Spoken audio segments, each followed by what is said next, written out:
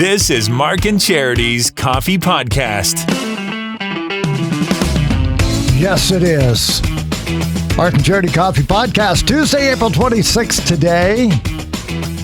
We came back yesterday after a week of being in close contact, so I had to not come into the radio station. And I am back after an extra long weekend. Nice. So all this rumors about our demise, greatly exaggerated. Exaggerated, yes. We were back at it today after, as you so nicely pointed out, 12 days. 12 days, not that I was counting. And we lasted a half hour before we asked for another 12 days. Yeah, before Charity just stared out of the window and remembered what it was like not having to listen to me drone on. No, that's not true. I did miss you last week. I did. It's very different because I used to do middays. So I do this on my own. Right. For quite a few years. Come in, be on the air for 4 hours. Easy peasy, no problem, in and out, where you go. But then you get used to having someone else in the studio with you. And it's different. Yeah. When you're by yourself as opposed to having that other person there to play off of and to talk, to actually talk to. You know, you're always talking to the listener or with the listener. But it's different when there's another human being in the room with you. I'll take it a step further. Okay, go. The show is built for two people. Yeah. Oh, certainly. And you can't not do this morning show simply because you're on your own. Well, no. You can still get through, but yes. But the point is you still have to do all the same sort of features, but they're different with only one person than two. Yes. And I've said that to a number of people over the years. I said, for example, I used to be a singles figure skater. Now I'm a pairs figure skater. Yes, I'm still a figure skater. So when you and I put a show together, it has to be for two people. Yes. Like when you sit down and you say, okay, we're going to hire this person, we're going to put together a two-person morning show. You devise something that's different than just a one-person show. And we're getting into great detail. But then when one person isn't there, you can't just revert and say, well, we'll do a whole other show that doesn't involve the other things that the listeners expect. Because no, you still got to do it on your own. That's what's hard. It is, but it isn't hard being alone. It's hard doing a two-person show on your own and still trying to make it as interesting. Yes. When that person isn't there. Because I really don't feel I'm as interesting by myself. Come on. It's more interesting when you and I are here and the listeners have said that. It's funny. I am not funny on my own. But you and I play off each other and we have an actual conversation with the listener as opposed to rambling on, which I feel I do by myself. And the listener just listens to it. But again, you brought up a great point. The listeners expect the two of us. So the show is the two of us. Mm-hmm. We get vacation or we get sick. And we do have our roles too. There's no question. And you do the production. And that's just one example last week is you hit the buttons. I sit here and drink my coffee and talk when my mic comes on. You do a lot of, like, you play the music clips. You do the recording. You do. Exactly. You're timing out. I am spoiled. I sit here and I really don't have to worry about a lot of that. You make sure our mics are on and that auto that runs the station is on, which happened last week. I did it not until Thursday. But I came out, I went to hit the commercial and I hit a commercial. And for those listening, when we come back, when we start playing commercials, we can put it in automation, which runs automatically, which will run into the next commercial and continue on with our production pieces without us having to do it. I forgot to turn that on. So there was, I think, 30 seconds of dead air. It's okay, just make because I was then trying to get traffic. So it's multitasking too. So when you're on your own, there is a lot more going on in the morning show. Not to complain, but I am very glad that you're back because I can sit back over here in my seat and drink my coffee. It sounds like you're just happy somebody else is here. Not that it had to be me. No, of course it had to be you because, yes. And now we've been doing it for 3 years too now. So at this point, again, it's not a long time, but it's long enough that there is that comfort of when there's a bit or something we want to talk about, I know we can have a conversation about it rather than me just, again, talking about the facts or the points of the story. Yeah. There's someone to play off, which came into play this morning when we were talking about the Raptors. There's stories around it. There's color to be added by both of us that makes it, I guess, bigger than just the Raptors won last night. Right. Woohoo. Now let's dive into it. Well, so Nathan's thank you got for a it. new So hat. I'm glad. Nathan's got a new hat. He so the did, Raptors and he were was gonna win. allowed to wear it in the house. That's what's so great. He was allowed to wear it in the house during the game last night because I typically ask people. Tell the story again quickly because I do want to talk about that because so many people, when you meet people, especially who are major sports fans, and you find out they have a weird little foible, some strange thing. Well, every time, the Leafs play, I have to, where does that start? You gave. It started in our house last night. A story that it's his backstory for the hat now forever. Yes. Nathan bought a new Raptors hat on the weekend. So after their win Saturday, so it wasn't because of the win Saturday, but he bought the hat. Yeah.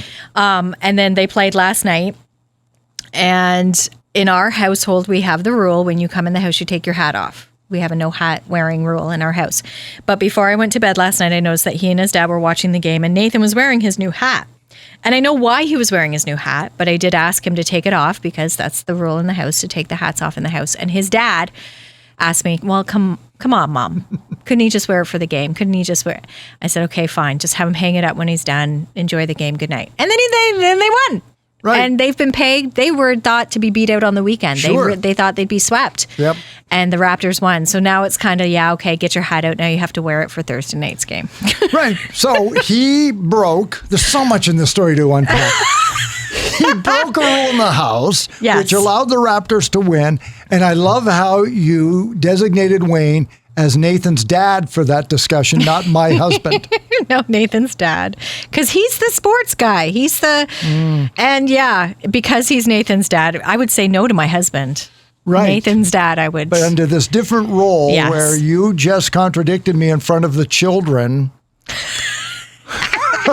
That's some kind of nerds. That is. That's a lot of guts. It was pretty minor. No, no. But that's funny. How could I not agree with them? How could I not say, yeah, okay, fine. We'll let it go you this just time. bought the hat, right? You just bought the hat. The Raptors are going to be beat out anyway. Sure, wear it for this game, and then they win. So now what, right? So now, as I said, Thursday he'll be wearing the hat. There are again. going to be 3 more hats in that house before Thursday. All 4 of you are going to have to wear them. Ben's going to want a hat. But as I said this morning, it kind of feels like a few years ago when the momentum really started behind the Raptors and they ended up winning, right? Like they were showing pictures of Toronto, downtown Toronto, and everybody gathering and just Jurassic that Park. Yeah, just that feeling of, this is exciting. Let's win it, guys. Let's go and see something amazing because again, they were expected to be done this weekend. They were going to get beat out by Philadelphia but they haven't. There's not as much to back behind them, and we really wanted it for Kyle Lowry and for Kawhi Leonard. The whole idea about Kawhi Leonard coming there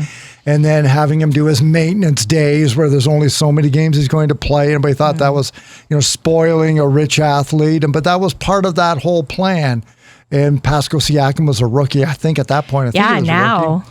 And now he's the guy, right? Yeah, exactly. The team, him and Fred, but Fred didn't play last night. No, he was off to the side. Very nice suit. Had a very nice warm-up suit on, sitting at the side there, watching the guys. Couldn't miss him. Scotty Barnes is named Rookie of the Year, That's right? That's Nathan's favorite. There you go. Number 4. B and Scotty Barnes. And they had a mishap last night, though. Oh. When they scored on themselves. Oh, I don't like that. Barnes was part of that. That was kind of... Trying to rebound and you tip it in. And then it went. And it's like, you could see them both. And I'm trying to think of who was with them. There was Barnes and, I can't think of his name, but they just looked at each other and it's like, come on. Yep. Why are we doing Minor this? hockey, how many times has a defenseman tipped it in his own net? It happens. And it happens. You think life won't go on. Then you get drafted. Well, and of course you hear the announcers say, I hope that doesn't go. I hope that doesn't follow them to the end. I hope that wasn't the deciding factor. Meanwhile, it's the first quarter. It's like 23-25. Yeah. Guys, I think they can come back. Yeah. I think if you lose by 1, somebody's going to go back to that. And also this morning we were talking about the fact that we lost the world's oldest person. She was 119 and had been the world's oldest person since 2019. And I always assume, right? I always assume that now you're the world's oldest person, you're probably going to pass away within a week. Or if you're number 2, Mr. Positivity over here. If you're number 2, just hang on. How long can they last? But to be the world's oldest person for 3 years, that's remarkable. And I guess I am a little more optimistic because I was going to say maybe 5, like you say, hang on for 5 years. But gosh. 119 years old. They asked her name was Kane Tanaka. She lives in Japan. What do you love? She loves chocolate and fizzy drinks. I love chocolate and fizzy drinks. I don't think I'm going to make it that long. Sister Andre, a nun in France, is now the oldest at 107 days. So the question came up when another story I saw nearby it asked the question, why in Asia do we always seem to find the world's oldest people? And when we talked about it, somebody had put out a friend of a woman in town here, her cousin lives in Manitoba. West, yeah. It's like 111. And I asked, why is the world's oldest person never from North America? And the first thing we think is diet and stress. Yep. And there are reasons why. And I get all of that. But a Yale professor put together a study to write a book called Breaking the Age Code. They kind of wanted to know why. So they took a look at all kinds of things. But what surprised them when Becca Levy put this together is she asked a question. She said, come up with 5 words that describe an older person to you. And in the United States, the most common answer was memory loss. So if you were to ask the average American, what do you think about getting older? They say, oh, you lose your memory. They asked people in China, and the number one answer was wisdom. And it shocked her to think, wait a minute, here in North America, we think of aging as declining. In Asia, they think of it as enhancing. You It's get perception. wiser. It's all in how you look at it. We focus on the negative effects that can happen from aging, whereas they see it as a positive, as an amazing thing. As you get As a older, gift. the wisdom you gain from getting older, and the wisdom you can share with others as you get older. When I saw that too, I was surprised. I thought, oh, and then when I saw the 2 words, I thought, we're kind of downers when it comes to getting older, right? So then we don't even think about that with ourselves, which we do. It's the way now we begin to think in society, old people. Yeah. Oh, a drain, memory loss, healthcare. It becomes a burden. Right. In Asia, wisdom. Cherish them. They They're have much to celebrated. offer. Exactly. They are remarkable that they have this experience. So the way we look at aging, what a remarkable story it was. And by looking at that too, she also found that because they view it in such a different way than we here in North America, it can also help with recovery from severe disability. You can remember better, you walk faster, and of course you live longer, up to 7.5 years. Yeah. By changing your perspective and how you look at aging, how you feel about aging, can have an effect on how long you actually do end up living. Yeah, and I can't help but think, too, that society's thoughts on aging help. You will live longer if you live in a society that cherishes its elders. Yeah. And I mean that from a tribal word. It's elders, the ones who have been through everything and have much to impart on you. They have Cherish the that wisdom. because when they're not here, it's gone. Yeah. From knowing your family stories, everything. It's gone. It goes with them. So if you think in terms of aging as a burden, I won't be able to do that as well anymore. Or you don't remember. You know what? There's a lot to remember. Sure, they might not remember the family vacation when you went on when you were 4, but look at everything else they remember. How you grew up, how they grew up, things from their own childhood to share and share with you and pass along to you. Their experience in world issues. Like, look what's going on right now. For someone who's lived 119, think about what's happened Oh my gosh. in their lifetime. From 1903. Yeah. What does the world look like in 1903? Technologically. Exactly. Socially. The life they led. And how they lived through it. Yeah. What they did to live through it. How they did it. Like, it's incredible. Hundreds of years ago, it was said that you probably didn't travel more than 25 miles from where you were born. And without any kind of technology in the 1400s, you lived a life where nothing changed day to day. And you just talked to the people you talked with, and then you died. And to the average young person today, if we said, and you probably lived to be, maybe in your mid-30s. Because there was no health care. 30 was middle age at one point. Yeah. Yeah, it wasn't If a you were lot. lucky. Yep, that's the way most of the world was till we got to here. I saw a really funny video yesterday, and what bothered me was the mother's reaction, because I am now of a certain age where when a child says something that is said to be cute or that's a ridiculous statement, it's because they're a child and they want to learn, so don't mock them for asking. Yeah. And the young child might have been 6. She had the cutest little lisp in her voice and everything, and she asked her mother, "Did you live in colonial times?" And her mother made a face and said, "When do you think I was born?" And she said, "I don't know, because you've never told me." And she said, "Well, I was born in 1989. And she said, "Okay, well, were you born?" And the mom was annoyed that you thought it was so old. Your child doesn't know. Here's your chance to say no. But when I was born, we didn't have these cell phones. Yeah. And teach your children. Don't be annoyed that your children think that you were born in a world when there wasn't color television. Exactly. Because I was going to say 119. That's the extreme. Yeah. Even 80 years. If you have a grandparent or someone in your life, a parent who's 80 years old, even what they've seen in their lifetime. We were talking about our Throwback Thursday, and we're going back 40 years this year. Even 40 years ago. Think about that. What was going on? It's still, again, we didn't have the technology we have now. So things were really, you told me a story, you shared a story with me from 40 years ago, and I thought you didn't even have a cell phone. And I'm like, no, they weren't even invented 40 years ago. I was driving around up in Northern Ontario. Yeah, exactly. Getting pulled over by the OPP for an $18 speeding ticket because his thought was, if you go off the road, you may not see anybody for days, And immediately buddy. I thought, well, 40 years ago. 40 years ago. I had a cell phone. 1985, I think it happened, something like that. Exactly. 87. So even 40 years ago, for someone of our age to be able to share that with younger generations, because they don't know. Like it's all wisdom. It's all things to be shared, and we should embrace our experiences and as we get older. People always ask, how long do you want to live? And now this just occurred to me live on the podcast. Is I don't think I want to live to be 120 in a society where I thought that I became a burden when I turned 70. Yep. Or 75. Disregard. Because you're cherished in other cultures for being so old and so wise.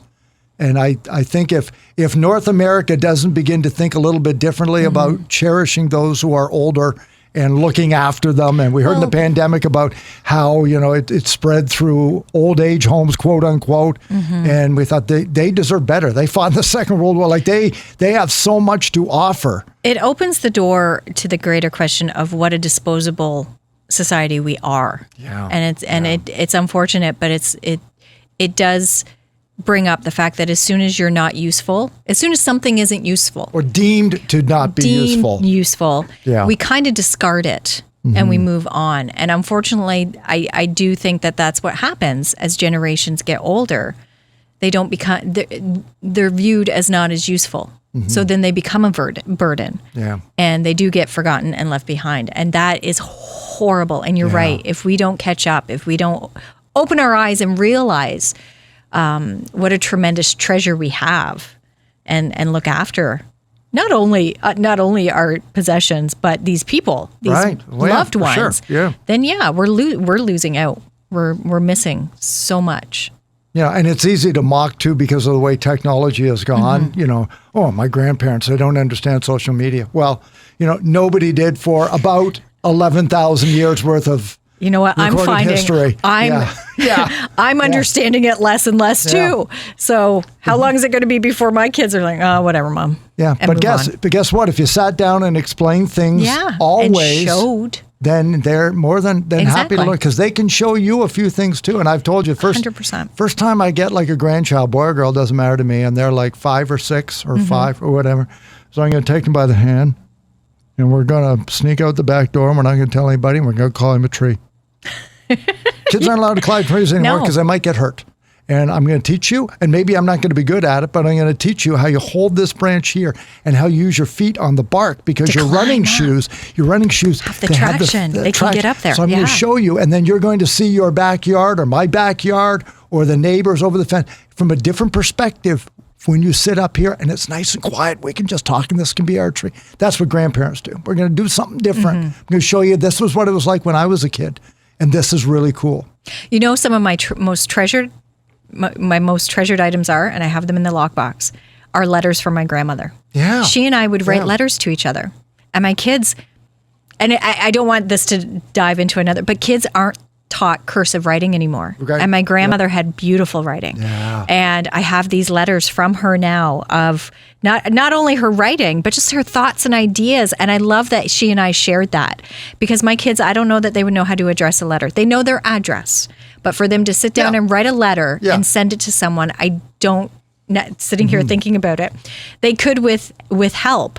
But for them to sit down and actually write a letter, I don't know that they could. Yeah. Everything's short and tweets and emojis. Exactly. And that's the quick. And they have commented too on my handwriting. They're like, Mom, and they can't read it and they can't do it. And they're like, Mom, how can they? So I'm looking for workbooks now. But that's something I hold dear, because that was something my grandmother kind of taught me, but also shared with me, that ability to pen pals, so to speak. So if you've got, and now it's different. Got elderly family members, just cherish them, you know. And if they make it to 119, ask questions and talk to them and find out, you know, what was it like? And that was the other, that was another thing too she did. She actually wrote, my grandmother Brown, she did a book of her childhood.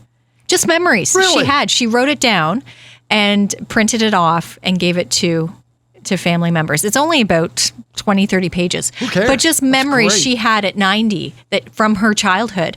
And I had said to her, I hope you can, it went to about, I think 12 or 13.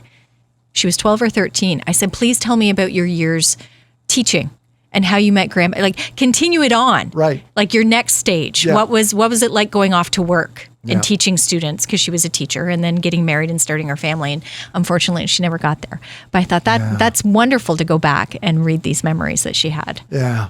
So, I mean, maybe one day we'll make it to 120. I hope we live in a society that values us. Yeah, absolutely. And I hope so too. Not a burden. That's Mark and Charity Coffee Podcast. I don't know what we're going to talk about tomorrow. Today was just, so I know tomorrow's Throwback Thursday. We've already told you we're going back 40 years. Yep. And we're going to have fun with some of the songs in the top 10. Because when you hear the top 10 songs that were available.